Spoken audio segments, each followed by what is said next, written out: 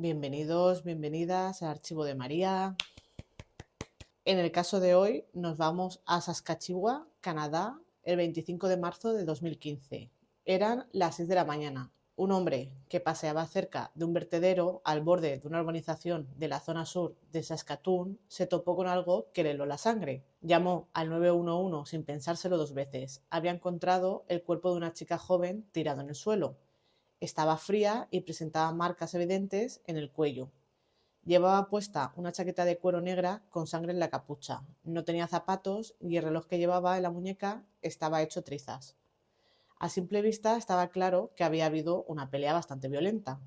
Los servicios de emergencia llegaron enseguida, pero no había nada que hacer.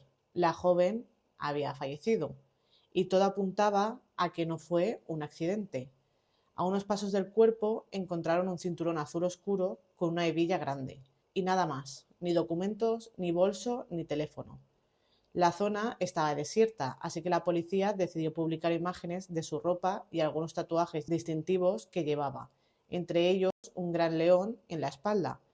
Y no tardaron en recibir una llamada. Una chica, llorando, decía que los tatuajes coincidían con los de su mejor amiga, Brittany Gargoll. Se llamaba Cheyenne y contó que la noche anterior habían salido juntas, pero que en algún momento de la madrugada se separaron y desde entonces no había vuelto a verla. Poco a poco, otras llamadas confirmaron lo mismo. El cuerpo era, efectivamente, el de Brittany. Así que hoy hablaremos del caso de Brittany Gargoll. Empezamos.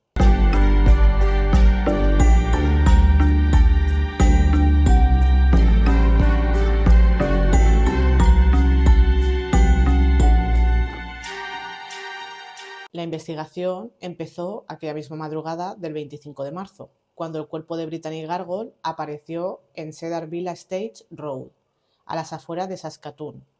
Tenía solo 18 años y había vivido toda su vida en esa ciudad. Venía de una familia grande y cuando sus padres se separaron, siendo ella pequeña, aquella familia no hizo más que crecer. Brittany tenía 4 hermanas pequeñas que la adoraban. No era solo su hermana mayor, era casi como una figura a seguir. Además, hacía poco había retomado el contacto con su padre biológico después de varios años, lo que había reforzado aún más sus lazos familiares. Sus amigos la describían como alguien muy directa. Si tenía algo que decir, lo decía sin rodeos. Le encantaba hacer snowboard, navegar o irse de acampada. Siempre desprendía energía y tenía ese tipo de humor que hace que la gente quiera estar a su lado. Vamos, nunca le faltaba compañía. Además, estaba bastante ocupada. Había decidido volver al instituto y compaginaba sus estudios con 2 trabajos para poder ahorrar algo de dinero. Tenía planes claros. Quería terminar la escuela, ir a la universidad a estudiar algo relacionado con negocios y más adelante dedicarse a la hostelería. La policía empezó a armar el puzzle a partir del día anterior a su muerte.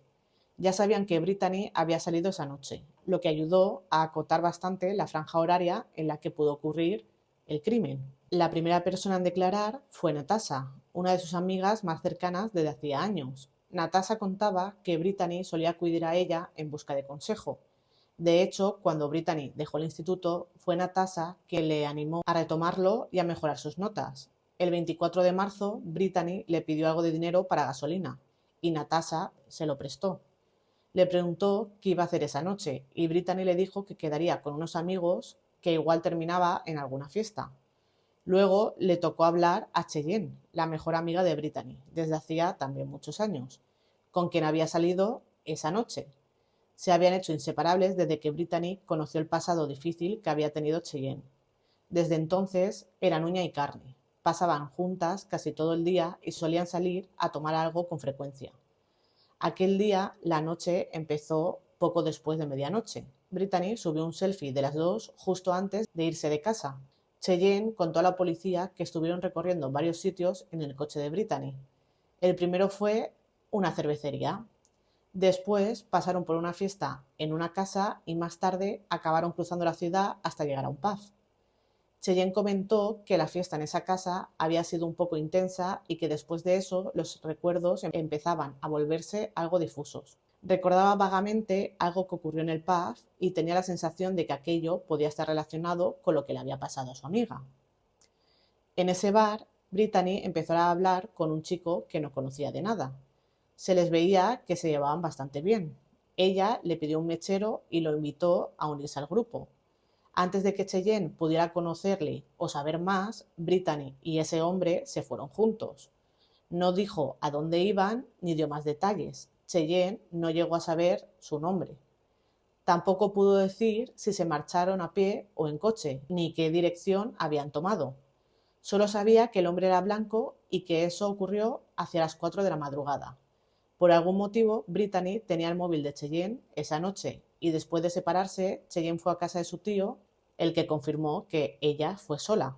Pero más allá de eso, Cheyenne no pudo aportar mucha más información y lo poco que recordaba estaba bastante confuso. Horas más tarde, preocupada por no saber nada de su amiga, publicó un mensaje en Facebook. ¿Dónde estás? No he sabido nada de ti. Espero que hayas llegado a casa bien. Te quiero. La policía sabía que tenía que encontrar a ese hombre misterioso, pero apenas tenían pistas.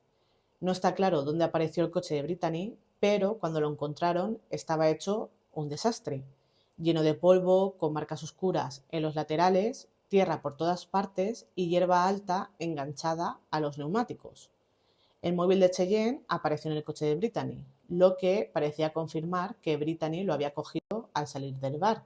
Eso daba a entender que probablemente se marcharon en coche y que no se fueron andando. Los agentes revisaron las cámaras de seguridad del pub buscando pistas, pero no vieron ni a Brittany ni a Cheyenne por ningún lado. El personal del bar tampoco recordaba haberlas visto esa noche. Eso sí, era una noche bastante movida, así que no se podía descartar que Cheyenne simplemente se equivocara al calcular la hora o el lugar. Como el teléfono de Cheyenne estaba en el coche, los investigadores confiaban en poder extraer datos útiles de él, que les ayudara a seguir el recorrido de Brittany aquella noche y rellenar los huecos que Cheyenne no había podido aclarar. Y algo apareció. El móvil se conectó en un McDonald's a las 4:30 de la mañana. Cheyenne, sin embargo, no había mencionado nada de eso. ¿Significaba eso que Brittany pasó por allí después de salir del pub? Poco después llegaron los resultados de la autopsia. Confirmaron lo que ya se sospechaba. Brittany había sido estrangulada. El cinturón que encontraron junto a su cuerpo era el arma con la que la habían matado. Mientras tanto, los agentes seguían intentando encajar las piezas del relato de Cheyenne, pero empezaban a notar que algo no cuadraba. Había detalles muy extraños, cosas que no tenían ningún sentido. Puede que con el alcohol y el caos de la noche, Cheyenne se hubiera liado con los horarios, pero ni las cámaras ni nadie podía confirmar que hubieran estado en ese pub. Y ese supuestamente era el lugar donde Brittany conoció al misterioso hombre del que hablaba Cheyenne. Pasaban los meses y en septiembre de 2015 todo seguía en el mismo punto que en marzo. El caso no avanzaba. La comunidad seguía conmocionada, aún intentando digerir lo que había pasado, y se organizaron varios homenajes en honor a Brittany. Uno de los más emotivos fue curiosamente de la propia Cheyenne. Los detectives decidieron volver a hablar con el tío de Cheyenne. Esta vez la actitud de él fue muy distinta, mucho más reservado, como si no quisiera hablar. Pero tras insistirle un poco, de repente empezó a contar más cosas. Dijo que Cheyenne le había contado que esa noche ella y Brittany conocieron a dos hombres en el pub y que luego se fueron a un motel con ellos. Pero aquí ya empezaban las contradicciones. Esta vez hablaba de dos hombres negros cuando antes había dicho que Brittany se fue con un hombre blanco. No recordaba sus nombres ni cómo iban vestidos, ni siquiera el nombre del motel. Según su versión, en el motel todos estaban fumando marihuana y en algún momento se formó una discusión por cocaína. Cheyenne se fue al baño y al volver encontró a Brittany muerta en la cama. Dijo que los dos hombres la amenazaron con una pistola y la obligaron a encubrir lo que había pasado. A los investigadores esta historia no les terminó de convencer, pero sí confirmaron una cosa muy importante. Cheyenne sabía que Brittany estaba muerta antes de que la policía identificara el cuerpo. Cheyenne ya tenía un historial complicado.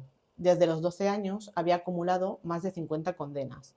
En ese momento ya estaba detenida por otro asunto, así que la policía podía interrogarla con facilidad. Lo curioso es que la chica que antes se mostraba tan dispuesta a colaborar, de repente se volvió esquiva y fría. Y como Cheyenne no soltaba prenda, la policía no tuvo más opción que dejarlo estar, al menos por el momento. Ya había pasado más de un año y los agentes se sentían totalmente bloqueados. Tenían la sensación de haber agotado todos los testigos y todas las pistas. Las cámaras de seguridad de esa noche ya ni existían o no mostraban nada útil, y nadie parecía tener nada nuevo que aportar al caso. Los investigadores no dejaron de buscar, se pusieron a revisar al detalle las redes sociales tanto de Brittany como de Cheyenne, intentando cazar cualquier comentario, alguna publicación con un mensaje escondido, lo que fuera. Y al final encontraron algo muy importante. En la publicación que Cheyenne había hecho en homenaje a Brittany apareció una foto en la que se veía parte de la ropa que llevaba aquella noche. Y ahí es cuando lo vieron. Cheyenne llevaba puesto un cinturón que les sonaba. Era exactamente el mismo que se había encontrado junto al cuerpo de Brittany. El mismo que ahora se creía que había sido el arma con la que la mataron. Las marcas que Brittany tenía en el cuello coincidían punto por punto con el tejido de ese cinturón. Con esas nuevas pistas enviaron el cinturón para un análisis más completo de ADN. El resultado: encontraron restos tanto de Brittany como de Cheyenne. Los propios investigadores admitieron que si la foto se hubiera hecho desde otro ángulo, quizá nunca habrían hecho esa conexión tan crucial. Aún así, seguía siendo un caso difícil de cerrar. No tenían un móvil claro y Cheyenne seguía sin colaborar. El tiempo pasaba y ya habían pasado casi 2 años desde el asesinato, hasta que por fin alguien que nunca había hablado se presentó con una revelación bomba. Una amiga de Cheyenne fue directamente a casa de los padres de Brittany y lo soltó todo. Dijo que Cheyenne apareció en su casa aquella madrugada, poco después de las 5 de la mañana. Iba completamente borracha y llorando sin parar. La amiga lo describió como un desahogo caótico, una mezcla entre alcohol y rabia. Según contó, Cheyenne le confesó que había tenido una discusión fuerte con Brittany, al parecer por algo relacionado con un teléfono móvil, no dio muchos más detalles, y entre lágrimas y temblores le dijo que había golpeado y estrangulado a Brittany con su cinturón hasta matarla. Señaló hacia afuera y cuando su amiga miró por la ventana vio el coche de Brittany aparcado. Brittany estaba dentro en el asiento del copiloto, desplomada contra la ventana, sangrando. No habló más sobre la pelea, ni por qué empezó, ni cómo acabó así. Tampoco mencionó que hubiera más personas involucradas, ni ningún motel. La amiga, totalmente en shock, le dijo a Cheyenne que se fuera. Cheyenne volvió al coche, arrancó y se fue a toda velocidad, todavía borracha. A la mañana siguiente, cuando se le pasó la borrachera, Cheyenne se comportó como si no recordara absolutamente nada, como si toda la noche se hubiera borrado de su mente. Su amiga, asustada, no se atrevió a ir a la policía en ese momento, pero con el tiempo decidió contárselo a la familia de Brittany. Más tarde, el tío de Cheyenne también confesó algo importante. Dijo que su sobrina le había pedido que confirmara su versión y que efectivamente le había ayudado inventándose varias coartadas falsas. La policía no tenía dudas. Cheyenne había manipulado toda la historia desde el principio. Se había inventado nombres al azar, había implicado a su propio tío en las mentiras, subió publicaciones falsas a Facebook y ya habían pasado 2 años enteros y ella seguía sin aceptar ni un gramo de responsabilidad. Si realmente se hubiera sentido tan culpable como decía, podría haber llevado a Brittany al hospital, pero no lo hizo, la dejó morir. En marzo de 2017, Cheyenne Antoine fue acusada formalmente de homicidio en segundo grado y de trato indigno a un cadáver. Mientras se leían los cargos, los amigos y familiares de Brittany no pudieron contener las lágrimas. Llevaban casi 2 años esperando justicia. Estamos profundamente agradecidos a los investigadores que nunca perdieron la fe, porque nosotros a veces sí que la perdimos, decía uno de los familiares. Y sí, sabemos que los detalles no van a ser bonitos. Estoy criando a su hermana de 7 años. Me hace muchas preguntas y no entiende. Es muy duro. Con todas las evidencias en su contra, Cheyenne acabó contando la misma versión que le había soltado aquella madrugada a su amiga, que había bebido y fumado mucho, que después de la fiesta su memoria se volvió borrosa y que recordaba vagamente haber pasado por un McDonald's donde empezaron a discutir. Salieron de allí y echaron a andar. En ese momento, Brittany le quitó el móvil a Cheyenne. Ella aseguró que no recordaba exactamente cómo pasó, pero que sí que recordaba sentirse completamente fuera de sí. Estalló y todo fue confuso. Y cuando se dio cuenta, Brittany estaba tirada en el suelo inconsciente. A los 21 años, por fin se enfrentó cara a cara a la familia de Brittany en el tribunal. Cheyenne no levantó la vista en ningún momento. Se tapaba la cabeza con las manos, llorando, sin querer ver a nadie. En Canadá, el asesinato en segundo grado se define como un homicidio intencional pero sin premeditación. Aunque no es asesinato en primer grado, conlleva penas muy serias. La mínima, de hecho, es cadena perpetua con posibilidad de libertad condicional a los 10 años. Por otro lado, el homicidio involuntario es matar sin intención directa de hacerlo, aunque haya habido violencia. Y ese delito no tiene una pena mínima. Sabiendo esto, el equipo legal de Cheyenne optó por llegar a un acuerdo. Se declaró culpable de homicidio involuntario en lugar de enfrentarse a un juicio por asesinato en segundo grado. Afirmó que aceptaba su responsabilidad, aunque insistía en que no recordaba con cierta claridad lo que ocurrió y que por eso este cargo era lo más justo. Su abogado leyó un comunicado de Cheyenne que decía: «Nunca me lo perdonaré, nada de lo que diga o haga la traerá de vuelta. Lo siento muchísimo, nunca debería de haber pasado». El abogado pidió al tribunal que tuviera en cuenta el pasado traumático de su cliente. Había crecido sin una relación estable con sus padres, perdió a su madre siendo muy joven y desde los 12 años ya acumulaba antecedentes penales, nada más que 54 condenas a los 19 años. Cheyenne había sido acogida por una familia de padres adoptivos donde sufrió abusos físicos y sexuales.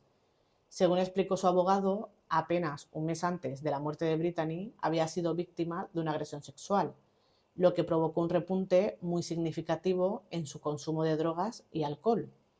Empezó a consumir sustancias mucho más duras, como la metanfetamina.